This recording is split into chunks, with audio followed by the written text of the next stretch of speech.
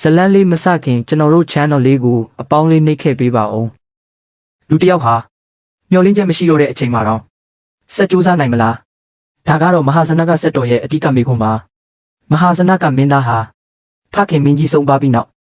နိုင်ငံတော်ဆုံးရှုံးခဲ့ရတယ်ဒါပေမဲ့သူစိတ်မလျှော့ဘူးကြီးပြင်းလာတဲ့အခါနိုင်ငံတော်ကိုပြန်ရယူဖို့ဆုံးဖြတ်ခဲ့တယ်အဲ့ဒါကြောင့်ရွှေရတနာရှာဖို့တင်မောကြီးနဲ့ပင်လယ်ခီးထွက်ခဲ့တယ်ဒါပေမဲ့ပင်လယ်မှာမုန်တိုင်းကြီးကျလာတယ်။လှိုင်းလုံးကြီးတွေကတင်မောကိုရိုက်ခတ်ပြီး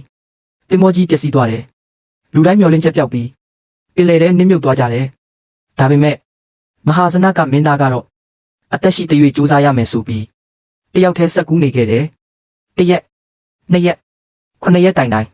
ပင်လယ်ကြီးထဲမှာမရက်မနာကုခတ်နေခဲ့တယ်။ဒီလိုလူဝီရကြောင့်မနိမေခလာနဲ့တမီတောင်အံ့ဩသွားခဲ့တယ်။နတ်သမီးကဆင်းလာပြီးမင်းသားကိုကယ်တင်ခဲ့တယ်။နောက်ဆုံးမှာတော့မဟာဇနကမင်းသားဟာ